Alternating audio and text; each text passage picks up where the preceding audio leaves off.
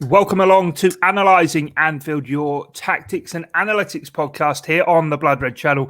Myself, Guy Clarke, back in the hot seat as we're going to get back into our transfer picks series today. Josh Williams, Analysing Anfield Supreme, as ever, here with me. Josh, how you doing, mate? I'm good, mate. You're too kind, as usual.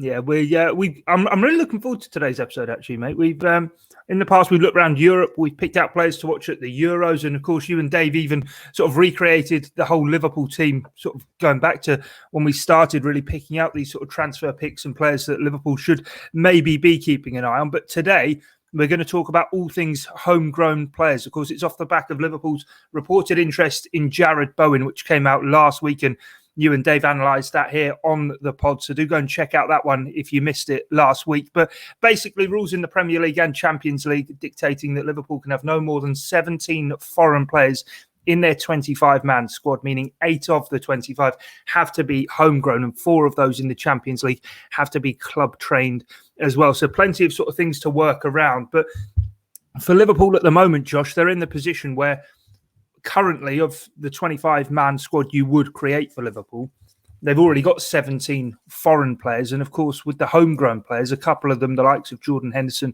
and James Milner also, aren't getting any younger. So this is sort of constantly one of those things that Michael Edwards has to be thinking about.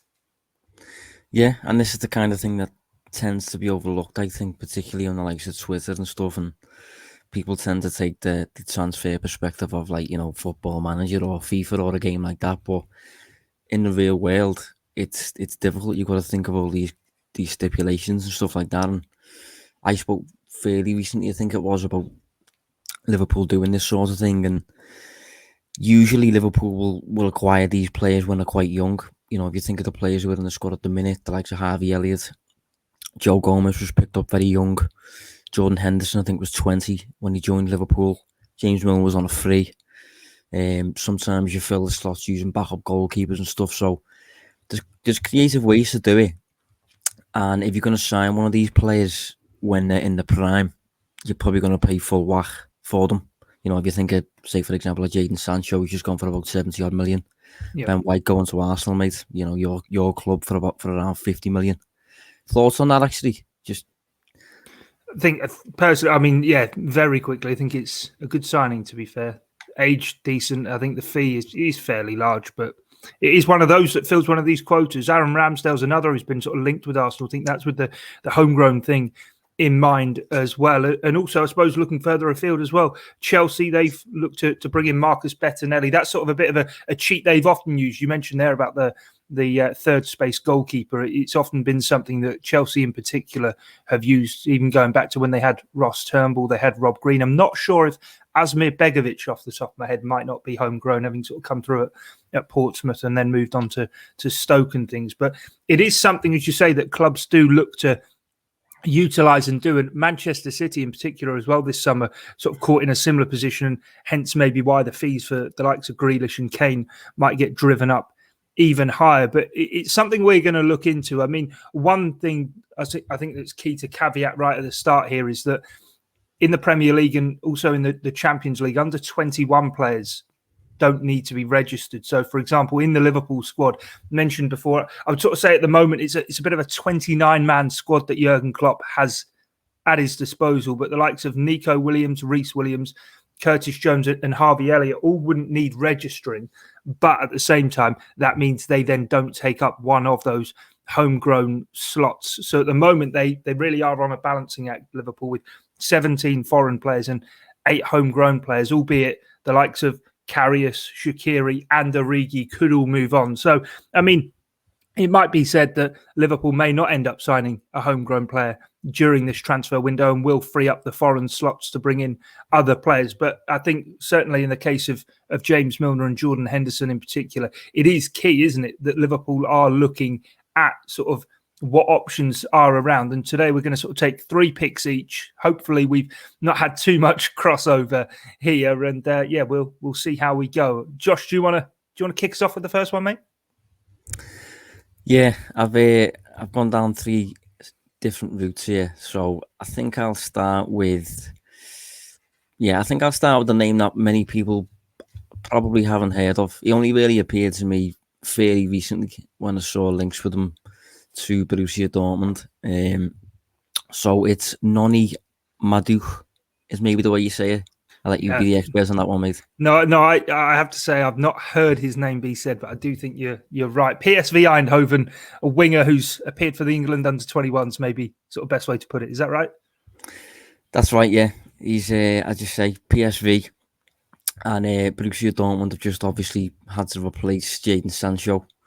And in their quest to replace him, they ended up signing Donyell Malen, who obviously was linked with a move to Liverpool. But in their negotiation process, whatever you want to call it, they were linked with this lad as well. So obviously they've been watching Malen, and this lad has shown up. Still only 19 years old, and he's left-footed. But he just looks like an interesting type of forward that is obviously homegrown.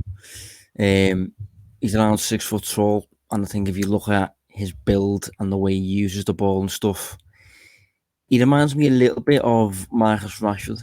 In I think Rashford got that kind of slight but tall and really fast profile, and he's quite unpredictable on the ball. And this lad is similar. He initially came through at the Crystal Palace Youth Academy, and then Spurs, and then he moved to PSV around the time that Liverpool signed Minamino. So he hasn't been there long. Changes direction really quickly. As I said, he's tricky, unpredictable on the ball and stuff.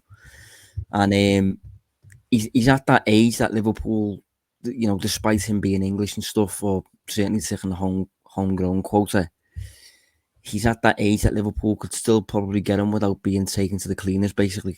I think Liverpool like to pick up those players before they really hit, the stardom period or even close to that. Like if you think of Ben White, Liverpool were linked with Ben White when he was at Leeds. They tried to move early on these players. Obviously, that hasn't happened with that one, but with this Noni Madueke fella, he looks like a Liverpool type attacker. He's still got plenty of development to do.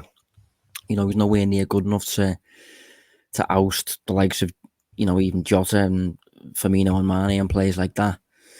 But he looks like one to watch, and I think with the show is taking the homegrown boxing. He looks like an interesting one who's doing that from abroad. Yeah, definitely. I'd say whilst you were talking about him, I wasn't all sort of too aware of him, but I've just looked into his numbers there, and he's played 37 times for the PSV Eindhoven first team. He's got 9 goals, 9 assists. He's already played this season in Champions League action for them. Actually, the second leg of their second round match for Champions League qualification against Galatasaray is actually tonight. They won the first leg 5-1. He got an assist in that game as well, and was starting, got 76 minutes under his belt. So he's an interesting one, and I know when we did the Q&A, Josh, it's a position I personally, looking at the Liverpool squad, do feel.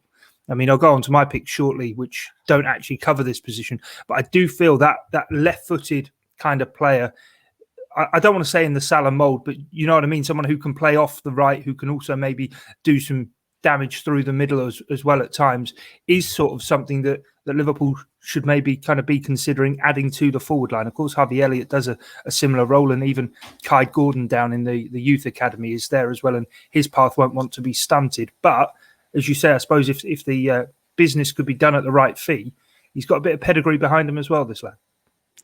Yeah, well, I probably should have flagged that, his versatility across different positions is quite notable considering his age. He's predominantly played on the right in like a Salah type role, cutting inside, using his left. But he's also played as a centre forward. I think he played about 2,000 league minutes maybe last season, and I think 800 of them were as a centre forward. About 200 of them was from the left, and the rest from the right. So he fits that Liverpool type mould of being really versatile, capable of being a bit of a blank slate almost for Klopp to just use wherever he needs him.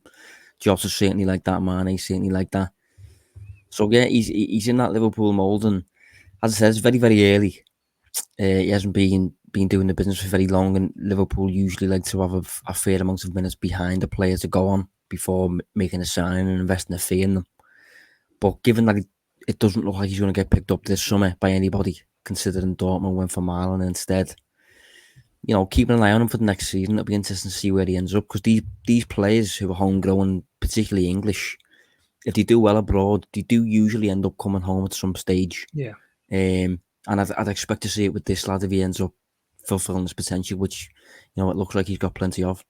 Yeah, there's been a few rumours about £20 million fee for him this summer, so we may well see him arrive back in the Premier League this summer anyway. Right, my first pick, it's I've got a wild card up my sleeve, albeit it's nowhere near as sort of hipster as your shout there, Josh, but I'll go sort of with my, I suppose, most straightforward pick straight up, and I've gone in on Kalvin Phillips, obviously Leeds United and starred for England at the Euros as well. And I have to say, prior to that, I know tentatively, as you say, when Liverpool were watching Ben White, there was a few shouts about Kalvin Phillips to Liverpool at that time, and certainly since the Euros. But I have to say, during that tournament, he really did surprise me and kind of stepped up to kind of the elite level and really sort of showed what he was about. He played nearly 2,500 minutes in his debut Premier League campaign last season, 28 appearances to his name. And I have to say, Josh, for me, the thing that was really impressive during the Euros was how he kind of took on that responsibility. And I think whenever the time does come for Jordan Henderson to move on, personally, I feel for Liverpool, it would be valuable to bring a player in prior to that transitional period. And even whilst James Milner is still at the club as well, to kind of those intangible qualities that we talk about quite a lot on the podcast, of the upholder of standards and kind of what it means to play for Liverpool. I think having come from a club such as Leeds United, being the homegrown lad there and having the burden of responsibility on him, I feel there are sort of a few qualities there, albeit he is already 25, Kalvin Phillips, that could be suitable to moving in and stepping in and playing at Liverpool's level. Yeah, well, I think you might have asked me about him actually during the Euros, and my opinion of him is good. I think I like him as a player. I think he's good on the ball. For England in the Euros, I was particularly impressed with his work without the ball as well. He's kind of got that old school approach of he's basically willing to put a foot in. I think is maybe the best way of putting it. And I do like that about certain players. Milner's got that about him. I think specifically the second leg against Real Madrid in the Champions League, straight in on Benzema inside 5 minutes, putting him on the floor, and he needed treatments and stuff. And I think Phillips seems to have that about him, fairly well-rounded and stuff.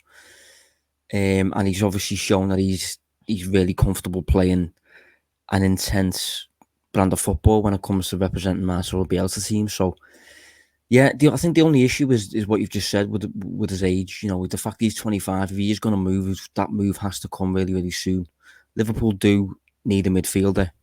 Obviously, Wijnaldum's left, so it'll be interesting to see if he's on that shortlist, because Liverpool do seem to have fairly long shortlists at times, and if they can throw English players on the shortlists, like we've seen with Jarrod Bowen, they certainly seem willing to do that. So it'll be interesting to see if anything does happen there with Phillips, but I would personally doubt it, simply because I think if that was going to happen, it might have already happened. But yeah, no, I like the shout though, because it is a difficult, ticking the homegrown box. It does limit your selection of players, and I think when you look at those players in isolation, Phillips is certainly up there. It's one of those though, isn't it? That I suppose for Liverpool, they've had to wait kind of all this time now for him to be 25 to watch him in the Premier League. Sort of mentioned Ben White before, and even when I was picking up Phillips then, and obviously they were at Leeds together, and the feeling with Liverpool was they wanted to see how White acclimatised to playing at Premier League level. But then by then everyone's sort of clapped eyes on them, and the secret is kind of well and truly out about these players. But I have to say with Phillips as well, just sort of digging into a couple of the numbers, it is that ability to kind of play a number of different midfield roles that I certainly thought, and having seen him play at Leeds during his time in the Championship an awful lot, during sort of their 2 seasons under Bielsa at that level, he's always kind of played that deep-lying midfield role of stitching the midfield together and starting off attacks and playing sort of those angled balls forward like Fabinho does from the heart of midfield. But in the Euros with England, how he took on that different role of getting around the pitch. And we know Jurgen Klopp's midfield is functional, yet there are a lot of different roles within there. It's not just everybody just sort of runs around closing down channels and looks to intercept and start counters. They do have their own sort of individual roles within that, though. it all blends together. And I think for me, Phillips could you could see him slotting into kind of any one of the three roles. Yeah, well, I do like his versatility, and I think particularly for England when he was used higher up the field. I think in the first game did he score the opening goal or got the assist against Got the Kuwait? assist, didn't he? Yeah, the assist. Yeah. He looked comfortable, more comfortable than I thought he'd look personally. I obviously didn't see that much of Leeds when he won the Championship. But I think the only question mark I'd have on him is a Liverpool midfielder, although they have been functional in the past few years, I think they've been functional mainly as a product of what Klopp inherited, maybe. And I think generally, if you watch Liverpool play, they dominate the ball so much, and in a large majority of games, the emphasis is on Liverpool to find the opening goal to basically change up the match scenario, because most teams face Liverpool and are just happy to leave with a point. So the onus is on Liverpool to score. And I think as a result of that, Liverpool just need threats everywhere. Liverpool need threats all over the pitch, players who are dangerous everywhere. So although you want functional players in your midfield who are going to offer balance and stuff, they need to offer some form of threat on the ball. Well, I'm kind of glad you mentioned that a bit, Josh, because I was looking through the stats, and that was exactly in my thinking was, does he offer enough of a threat? Now, I was using WhoScored.com and sort of looking through the stats there, and I saw that he played 35 key passes in 25 games in the Premier League last year, which was 16th for, I took out the attacking midfield players, but for sort of central wide midfielders and defensive midfielders, it was 16th in that. And in terms of homegrown players, only Ward-Prowse, Westwood, Harrison, Mount, McNeil at Burnley and Shelby were ahead of him. Now, the majority of those, Ward-Prowse certainly, Westwood certainly, Mount and Shelby, are all the respective set-piece takers for their clubs. I'm not entirely sure if Phillips is, or if, like at Leeds with everything, it sort of seems to be a shared team responsibility. But I was quite surprised by that. Yeah, I am a little bit. He's done fairly well there, but then at the same time... I'm glad I had that one up my sleeve. But then at the same time, I think, the filter that you've used there, where you've filtered homegrown players or English players or whatever it might be, I think although that might be the case, even if you're outperforming homegrown players, that still wouldn't make you Liverpool level. Liverpool level is seriously high, and the best homegrown player out of a certain group might still only be good enough for Leeds or Everton or a team like that. And so I'm not trying to downplay your shout by any means, and like that. No. I agree with what you're saying, but no, I did have sort of the same reservations, but I was sort of as I say, a bit surprised. But and Phillips does play in an ultra attacking side, actually, so you would maybe even hope that those stats could be even higher. Anyway, let's move on to the second shout. And who's your second pick then, Josh? So my second pick would probably be my more obvious pick, but it's a player who I sadly I can't see it happening for financial reasons, because I said earlier that Liverpool like to buy these players before they've kind of assumed the spotlight. This player has assumed the spotlight, in my opinion, so it'd be a hefty amount that Liverpool would have to pay unless there was some. I've got a bad feeling where you're heading with this. I've got a feeling we've got a similar name. Well, I've spoke about him plenty of times on the podcast before. I'm a huge fan of him, and it is Harvey Barnes. Long-term listeners to the show will know that I'm a huge fan of this kid. I think he's very, very Klopp. I think he's very direct, really fast, doesn't shy away from a challenge or a battle. I've mentioned before on the pod that his teammate, Hamza Chowdhury, who he came through the youth academy with, said to Brendan Rodgers that he's the type of player who plays better when he's angry. And again, it's just like a little weird character quirk, but I like that. I like a player who, when he's maybe faced with a bit of adversity, will face up to it basically and won't shake away from it. And again, that feels very Liverpool, considering the whole mentality monsters thing that was established over a year ago and stuff. So he ticks all those boxes. He's still only 23, I think he is. 23. Obviously he's injured towards the back end of the season, so he moves away from the spotlight a little bit. But if you look at what he's done at Leicester, in the season that's just finished, of which he played about 21 and a half full 90s, so around 2,000 minutes. He scored 9 goals, assisted 4. Season before that, he scored 6 goals, assisted 8. They're kind of the numbers that maybe Jota was posting for Wolves and around what Mane was posting for Southampton. And I think if you look at Jota at Wolves, at a smaller Premier League club, Mane at Southampton, smaller Premier League club, Barnes at Leicester feels similar, just maybe a little bit, obviously Leicester a little bit bigger, Leicester competing at a bit of a higher end, which makes the deal difficult to do. And if you look at his contract, he's contracted until 2024, so that's another 3 years.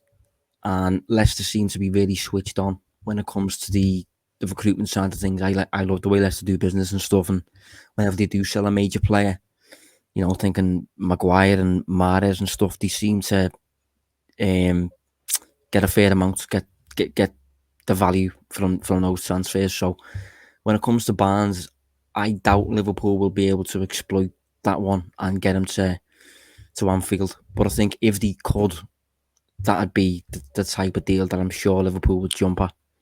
Yeah, it's not actually. I was going to say I thought you were going somewhere else, which I'll go in a minute with my second pick. But let's talk more about Harvey Barnes first. I'd say first time I saw him was when he had a loan spell at Barnsley, and I remember seeing him then in the Championship, and he was very lively. I think he got 5 goals or so for them then, and would only have been a teenager at the time. But also during his time at West Brom, and sort of taking what you say about him, sort of playing a lower end Premier League, and then being able to maybe make that jump up. He has also, I suppose, very much more on a micro level, played in an attack that he has been needed to be the main man of providing. Now, the half season he spent at West Brom that he had such a good time at, Leicester did recall him. I think he got 9 goals and 8 assists in that first half of the season. It was West Brom first year back in the Championship after, I think, 9 years maybe in the Premier League. And he was the man that really drove them forward. And after he was recalled, West Brom sort of fell off the pace that they'd been setting of being in the top 2 and in the end lost in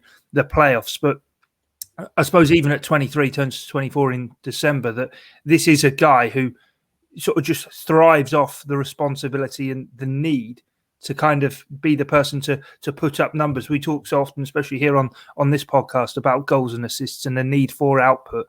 And Liverpool do their homework so much. And I suppose we'll look back throughout his whole career and actually seen that this is a lad who year on year seems to sort of add to the goals and assists that he puts up.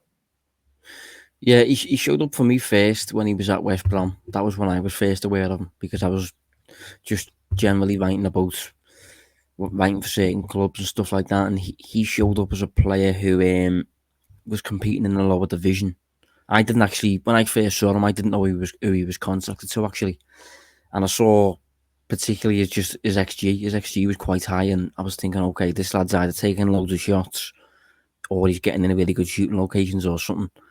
And then when I looked into him a little bit further, I realised he's contracted to Leicester. He's on loan from Leicester. Then I saw that he was getting recalled. So obviously he was kind of maybe ahead of development sort of thing to get recalled halfway through a loan. And as you say, he just looks. I think what you used there, the word lively, I think that's a good word for him. He's that kind of just direct, really busy type of forward who you've kind of always got to be concerned about. I don't think he's as versatile as Jota in terms of, I think Jota can play, as a false 9 if you want him to. I think he can play as a centre forward or on the right. I think Jota's very, very two-footed, which we've established on this show before. Barnes is a little bit more, playing in Mane's role and wanting to play in Mane's role pretty much every week. Although I do think I'd like to see him as a centre forward at times. I'm pretty sure his dad was a centre forward. His dad was a professional footballer too. I think his dad was a centre forward. But yeah, maybe so. Yeah, but I think if you look at even his physical game, he's quite built. He's not quite Wayne Rooney levels. I remember Rooney was an absolute monster in terms of being players were just bouncing off him, but he was also really fast as well. I don't think Barnes is as built as Rooney was, but he's really upright and strong, isn't he? And he's the type of forward that I think Liverpool would be really interested in. But it's one of them that, given he's now kind of developed past that stage, like White has. It might be one that Liverpool deem now to be too late or too expensive or whatever, but he's certainly still young enough to make the move. I just think he might now be too expensive. Yeah, he's full England international as well. That's not going to help with the negotiations, but it is one of those. And I sort of think you probably look at him and think, actually, if he'd stayed fit and hadn't picked up the injury that he did get against Arsenal, incidentally, at the King Power Stadium, that maybe had he been fit, Leicester probably would have ended in the Champions League places, just to sort of what they lost when he did pick up that injury. Yeah. I mean, his injury record generally is quite strong. I'm just going to get it up now, actually, while I'm speaking. So according to transfermarket.co.uk, that's his only injury that they've got recorded down for him. And again, that we know that's a Liverpool box that Liverpool tend to look at players who have got clean injury histories, because it offers an insight into how much they're going to be injured moving forward. And obviously, this time around, this injury that he has picked up, I don't think he made an appearance after it. I think it ended the season, and now he's obviously got a summer to kind of rest it. So there's no immediate return from that injury. He's had a full recovery there, so it should be fine moving forward. And I just think gradually he'll be one of those players who begins to show up more and more and more, and probably will get linked to a move to Man United when he's scoring 25. I wouldn't be surprised, but I like Liverpool, and I'm sure Liverpool like to themselves move before ahead of the curve, basically. And maybe that curve's passed when it comes to Barnes. Yeah, well, we'll have to wait and see. A lot of people talking about Liverpool and another Leicester City player, and that being Yuri Tielemans. But maybe he is someone who is being considered by Liverpool. Certainly be keeping an eye on it at our end, and I'm sure that won't be the last mention he gets on Analysing Anfield. My second pick is a certain Jude Bellingham. I couldn't not, to be honest, Josh. When you were talking about sort of someone who's already hit heights, and personally, I think this lad may well be there. Obviously, Dortmund, they've sold Sancho this summer. Erling Haaland looks as though he may well go next summer. So I think he's going to still be in Germany for a good while. But of course, he does have his homegrown status, having come through the academy at Birmingham City. Youngest goal scorer for them, youngest goal scorer for Borussia Dortmund too, and only 18 years of age. And let's not forget, he's a central midfield player. But this guy sort of, to me, ticks all the boxes of someone like a Gini Wijnaldum, in where, and certainly due to his age, if you were able to get him on the books, you could mould him into pretty much anything you wanted. Yeah, well, again, sadly, he just feels destined for Man United, doesn't he? Or maybe Chelsea or a team like that, just because he seems to be approaching that big money move, that back to England, that exactly the same as Sancho, really. But I think Bellingham's really top quality, to be honest. You know, considering his age, he does not look like an 18-year-old. He looks like you'd think he was about 24, 25, the way he plays and stuff. Really well-rounded, doesn't have many weaknesses at all, physically good. And I think, funnily enough, his idol, I think, is actually Steven Gerrard guy. Yeah, so there we go. The boxes are ticked, and he was, by all accounts, he was chewing the ear off Jordan Henderson whilst away with the England squad during Euro 2020 and soaking things in like a sponge from him. And for me, going back to the points I sort of made about Kalvin Phillips and having sort of that upholder of standards, if you could get him in and sort of have him around the likes of Jordan Henderson and just learning from those. I mean, the prospect of a Curtis Jones and Jude Bellingham midfield would be absolutely terrifying, would it not, for the rest of the Premier League? Yeah, I'm sure it would. And one painful thing about this one, you just can't see it happening, can you? Because Borussia Dortmund is, again, similar to Leicester. They don't really ever get taken to the cleaners when it comes to these transfers. Bellingham's contracted till 2025, so that's another 4 years. So they're comfortably covered there, and they'll probably extend that if they can. And, you know, given Bellingham's level and stuff, it's the type of thing that Liverpool would just seek value elsewhere, I think, given Bellingham's probably going to demand, by the time he actually moves and the transfer market's settled after COVID and stuff, he's probably going to be Pogba-type fees or more. I'm not. He's probably deserving of that as well, but it's a sad one to talk about, this one, because this one you do feel like there's almost no chance that this one's going to happen. But I think he'd be great for Klopp, and I do think he'd come as well. I think he'd play for Liverpool definitely, but it's the fee. I think his wages, in addition, would be probably a bit more realistic than Sancho's, but it's what other clubs are willing to pay him, which is probably going to be more, and a transfer fee is probably going to be massive, and it just puts us as outsiders a little bit, I think. Yeah, living in the realms of fantasy that I am, I mean, I think that the fee and negotiations to potentially get Kalvin Phillips out of Leeds would be pretty high and demanding too. But I do completely take your point on with Jude Bellingham, and I personally don't think he'll be able to move for maybe a couple of years due to the fact that it does seem as though Dortmund A don't get taken to the cleaners, and be a bit like Leicester City, you're only happy to sell one star player each summer, as it were, and it may be Haaland next summer, and therefore you're looking at 2023 until Bellingham may well be sort of even approachable from a Borussia Dortmund standpoint. But I suppose on what you're saying, and if he were to fit into the wage structure in terms of transfer fees, we have seen in the past, though, that FSG have, and I know they obviously recouped the money for Felipe Coutinho, but they did spend big on the big transformational signings of the likes of Alisson, the likes of Van Dijk, even Mohamed Salah when he came in. That was a big fee for Liverpool to pay at that time as well. And Naby Keita, let's not forget, the third most expensive player in Liverpool's history, over £50 million spent on him. So if it were to get to the time of 2023, and Jordan Henderson is very much coming to the twilight of his Liverpool career, and James Milner has already moved on, and that midfield engine room, I suppose, by 2023 will need sort of refurbing even more, because Thiago won't be getting any younger either.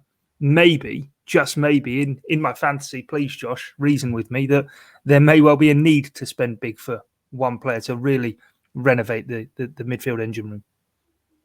Yeah, well, that's the key word that you've just used before. When you said transformational, I think Liverpool will pay these fees, but the player has to be. That's my dog. Sorry. Yeah, that wasn't me. But yeah, in terms of transformational stuff, that's a big word, and that's not many players fit that bill. And when you think of a transformational player, in terms of football, a transformational player for me kind of has to be. It might be a bit of a controversial take, this, but it kind of has to be in attack or defence. Really, when it comes to it, how transformational can a midfielder be? Steven Gerrard. Well, yeah, I mean that's a bit of a that's a bit of a one-off, that one. But I mean, in terms of delivering results and changing the way a team plays totally and stuff, how transformational can a midfielder be, really? I mean, when you think of Salah's obviously hugely transformational because of how much of an impact he has on Liverpool getting wins. And if you think of the same when it comes to Alisson, you think of the same when it comes to Van Dijk. Does Fabinho not knock on the door of that? I don't think Fabinho was transformational, no. I think out of all the Liverpool's midfielders, the most transformational is Thiago. And I think that is perhaps why Liverpool went and bought him, despite him not fitting the criteria whatsoever. Liverpool went and bought a 29-year-old player. I don't know. But because he's transformational-ish. Yeah, no, I mean, Liverpool in terms of the goalpost for him. For me, though, on Fabinho, before he had come in, there was Emre Can, there was Jordan Henderson. There was no one really anchoring that midfield that Klopp had full faith and trust in. He brings in Fabinho. He was happy to wait for him to acclimatise to the system. And now he isn't merely a wrecker who sits there. He picks the passes off from deep. And we saw last season, he was playing at centre-half. The results weren't going well. He had to be put back into his position for the team to function as it did, and in the end won 8 of 10 games to get Champions League qualification. Well, it depends on your own opinions, really, doesn't it? It depends how you value the word transformational. Yeah. Abe, I've just got up the dictionary definition of it. And it just says able to produce a big change or improvement in a situation. Don't get me wrong, I think Fabinho was elite. I don't think there's many better than Fabinho out there in that specific role, at least. But transformational is like, we're going off topic here. But again, I'm just going to put forward one last sort of point for Fabinho being transformational. He transformed the way Jurgen Klopp set things up to play, because getting to that Kiev final, that was all about sort of the rock and roll, heavy metal football flooding forward. When Fabinho then came into the team by the end of that, 18-19 season? Getting my seasons mixed up, but that is the right one, wasn't it? 18-19. That he came into that side by the end of it. Then it had changed more to kind of being a controlling, albeit high tempo, style of football. But he was able to bring that element of control to the midfield that maybe before was even more chaotic than what it is now. So a bit of I'll send one your way then, right? So let's do it from an Arsenal perspective. Right. So I add Fabinho to Arsenal. Yeah. And Fabinho plays 35 of Arsenal's 38 games next season. What do you how much of a transformational impact do you think that has on Arsenal's points tally or position in the table or whatever? Last season Arsenal finished on 61 points. Huge. Yeah, I think he would add at least 10 points personally, because he would, for example, take Arsenal from last season, be able to do a better defensive job probably than a player like Granit Xhaka. But ultimately, it's that ability to play balls forward from deep that for Arsenal very much struggle with. And it wasn't the defence that was bad for Arsenal last year. I think it was the third best maybe in the league. It was the attack that was poor, and it was the progressing the ball from deep, which I think Fabinho is ultimately one of, if not in the top three in the Premier League, for being able to do that when he's sort of in a system and settled within a functional midfield, which if he were to drop into Arsenal's, they wouldn't be that maybe. But no, I think alongside Thomas Partey, I think that would be a hell of a midfield duo. But we've gone off topic there. But hang on, I'm not finished. I'm not all right. Oh, here we go. So when it comes to what you just said then, right, if he was worth around 10 points, that would boost Arsenal from 8th to 3rd in the table. I don't think he'd have that impact. I think he's a great player, but players generally are worth less than you'd think.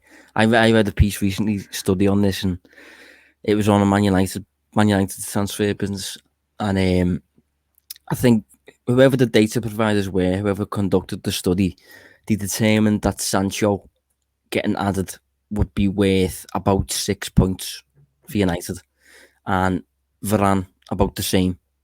So to then, for Fabinho to be worth 10, Fabinho I think is worth less than Varane and Sancho in terms of points difference over the course of a full season. And I think a transformational player is someone who's pushing like 8. Around 10 points difference. I think Van Dijk is a 10-point player. I do. And I think Salah probably is. Messi certainly.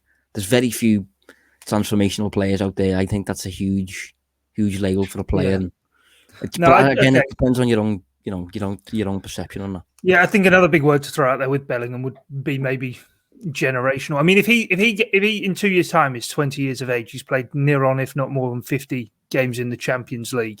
He's been part of a Borussia Dortmund team regularly qualifying for Champions League football, and perhaps if they are regularly contending quarter-final stages of Champions Leagues. I think if a big fee were to be paid for him by Liverpool, by whoever, personally, I would think it'd be a worthwhile investment, because, I mean, you look at Jordan Henderson came in at 20 years of age, and sort of the impact he's been able to grow into his Liverpool career and have. If you were getting a player at that age that Jordan Henderson arrived from Sunderland, but someone who, as I say, has already played close to, if not more than 50 games in the Champions League. I think he played about 10 last season in the competition. So, okay, sorry, not 50. He'll be more around 30 then, maybe 30, 35 games in that competition. All of a sudden, he's already coming in with a wealth of top-level experience and has many, many years ahead. But we'll have to wait and see where we go. We spent a long time there on Jude Bellingham, albeit I have to say I did enjoy it. I did enjoy the back and forth there, Josh. What about your third and final pick? Yeah, so my third and final pick is a player who initially I was very, very impressed with, but I think since he's maybe drifted under the radar a little bit, and it is Morgan Gibbs-White. So he's at Wolves, and when he initially came to, I think I might have watched his debut, certainly in the Premier League, and he looked better than his age. Basically, he didn't look shy. He looked like he was embracing the star of the challenge. under-17s World Cup side, wasn't he, with Rhian Brewster? They were the two sort of pin-up boys, and neither quite yet have kicked on, have they? No, and I think I was surprised to learn actually before when I checked that Gibbs-White actually spent a bit of time. I think was it last season at Swansea. Yeah, first half of the season. Yeah, I was quite surprised at that because I thought he was, gradually moving forward and gradually becoming a bit more of a prominent figure at Wolves. But obviously that's maybe not the case if he's been out on loan. But at the same time, Wolves had a bit of a bad season, and maybe the new manager now, new head coach, will give him a bit of a boost. But his contract runs out in 2023, so that's 2 years. He does fit in midfield. Liverpool are kind of without a midfielder, and I do think what I mentioned earlier about every player on Liverpool's team offering some form of threat on the ball, I do think he's quite threatening. I think he's been used at times as an attacker for Wolves, so he's got that kind of a bit of a Wijnaldum skill set, really, maybe. Although Wijnaldum reached a seriously high level, and Wijnaldum's quality was ridiculous as well. So he's got big boots to fill if he's gonna step into that. But I just mean in terms of an English player who I don't think you'd say is drifting, but who you could probably get for a fair price. I think he's a bit of an insistent on him. No, he crossed my mind, and then I thought, actually, no, I think maybe he's, as you say, drifting. But at the same time, that is sort of all the hallmarks of a Liverpool signing, isn't it? You sort of think of the likes of Mohamed Salah, players who people deem maybe not good enough or are discarded. I mean, I think one of his big problems at Wolves, especially under Nuno, was how defensive the team was. And he's a guy who does flourish, certainly, I think, playing in central midfield, attacking midfield. Now, you compared him there to Gini Wijnaldum. For me, I would kind of maybe categorise him more currently at the moment in the Alex Oxlade-Chamberlain camp of, has he really nailed down what position he is? And actually, is that going to be to his detriment eventually? Now, this season, I think, could be a telling one for him. That said, what you were saying there, there's probably a fee there to be had. And if Liverpool were to jump ahead of the curve, as you say, they so often do operate, they may well be able to find the player within there. But at the moment, I think it's probably quite difficult to kind of really know exactly how things are going to play out for him. He is only 21 years of age, though, so there obviously is still plenty of development left in him. You're on mute, Josh. Sorry, mate. Yeah, that was what I was going to say. I was going to flag his age because, when you say a player's drifting and you start thinking, oh, he hasn't really fulfilled his potential or whatever, the fact he's still just 21, he's got plenty of time ahead of him there. I think Curtis Jones is a little bit younger, but they do seem generally fairly similar in the way they play and stuff. So, yeah, if Liverpool do want to fill a homegrown quota by making one or two signings, I think Gibbs-White would be a player who you could just get for a reasonable price. Obviously, Liverpool have bought from Wolves fairly recently, so they seem willing to do business and stuff. They also seem heavily inclined to sign Portuguese players, and he's not Portuguese. So I don't know. It was just kind of an outside the box show because I was really impressed with him when I first saw him, and I think he'd do pretty well under Klopp as well. Looking at how well-rounded he is, Klopp generally likes well-rounded players who can do different things, and I think he's like that. I don't think he's one-dimensional at all, and the fact he hasn't got this position that you've just mentioned could bode well for him, considering his age. You can kind of mould him into whatever you want him to be. So, yeah, I thought I'd throw him in there because I had a feeling you'd mention Bellingham. So I thought rather than mentioning him, I mentioned another centre mid who maybe won't reach the same heights, but is English and has plenty of potential to fulfill. Yeah, it looks just in there the Birmingham Mail report that he played and scored in a pre-season friendly for Wolves yesterday as well. So it may be interesting to just keep an eye on his development through the course of this season, regardless of maybe Liverpool may well have him on a list somewhere along the line. So my final pick then, we've spoken about, I think every player we've spoken about actually is homegrown, aren't they? But there is the club-trained rules also to think about as well. Now, to be fair, Liverpool are very well stocked in terms of club-trained players because they've got Trent, who obviously is club-trained, but Caoimhin Kelleher also falls into that bracket, as do Nico Williams, Reece Williams and Curtis Jones, albeit they are under that 21 threshold, so they wouldn't actually need to be registered, so those spaces could be left open. And I think Joe Gomez, having arrived at the age he arrives, may well just fall into being club trained as well. I'm not entirely sure, but my shout anyway, before I go down a complete rabbit hole, is Ryan Kent. Liverpool obviously have a decent sell-on fee for him. Leeds United have been sniffing around and interested for quite some time. But personally, we've seen Liverpool profit from selling fringe players for big fees. We've seen sell-on fees also be a make-up of the Michael Edwards repertoire in terms of transfer dealings. I wonder, Josh, if Liverpool would ever consider going back in for a player. They have the option to buy back Rhian Brewster, and that clause inserted into the deal with Sheffield United. But with Ryan Kent, he's gone up north of the border with Steven Gerrard at Rangers and has pretty much forced his way into becoming their key man. Yeah, he looks like an interesting player, but I think when it comes to what you've just said there, going back and signing a player who's left, I think if you was to do that, there'd be an element of kind of admitting that you maybe got it wrong in a way. Yeah. So, and I think Liverpool's recruitment just generally tends to be that good that when they make these decisions regarding certain players, for them to get it wrong and eventually go back and bring them back to the club, they'd have to get it, seriously wrong. The player would have to have a real upturn in ability or whatever. Obviously, we sold Brewster, we sold Keanu Hoover. They were deemed to have plenty of potential, but since haven't really done anything just yet that would take Liverpool's attention. And I think Kent, although Kent's probably had arguably the best time since he's left, I'm just looking at his numbers here, and last season he started 36 of the Rangers Scottish Premiership matches, scored 10, assisted 9. So, and in terms of his positions as well, right across the front line, playing all over the place. I'm not sure if you can hear that, by the way. I can. Yeah, that's the rumbling thunderclouds of Merseyside. Yeah, well, that might be a sign, to be honest, that Ryan Kent shouldn't be signed.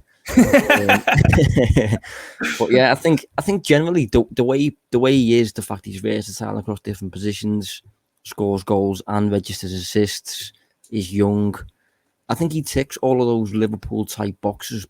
Plays virtually every week as well.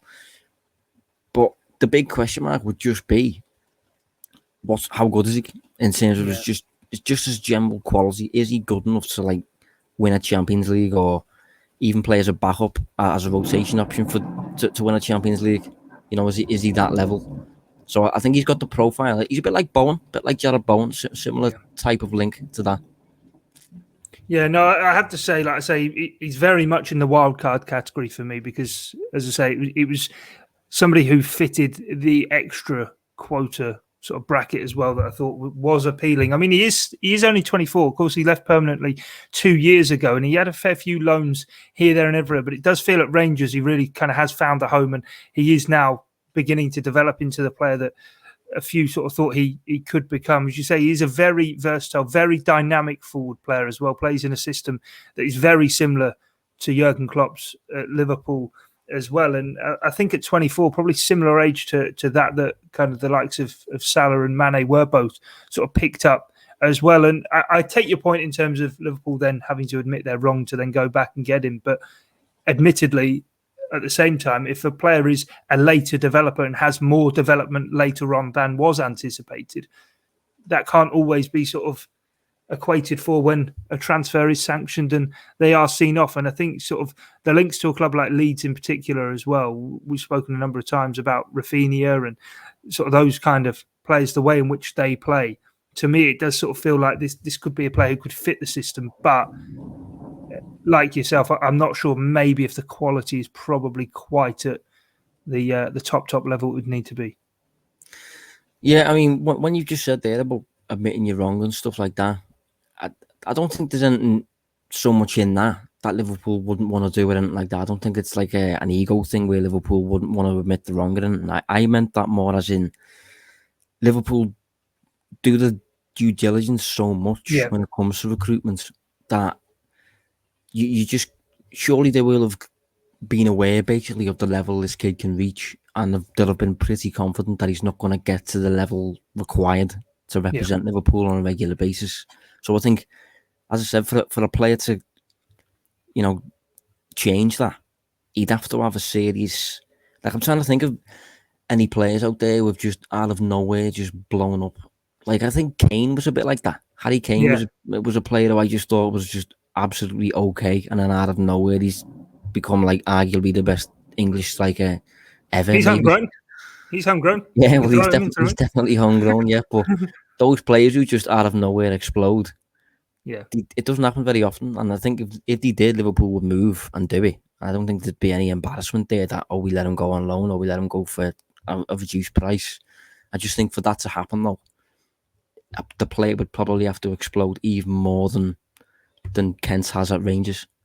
Yeah, no, fair point. Take what you say there, and also Liverpool do obviously have that sell-on clause with him anyway that they could well profit from in the end. But that's it from us for this edition then here on the latest episode of Analysing Anfield, our homegrown transfer picks. Do let us know what you thought of the episode in the comments section, or leave us a rating or review wherever it is you listen to us through the podcast feeds. But from myself, Guy Clarke, and Josh Williams, thanks for your time and your company here on Blood Red.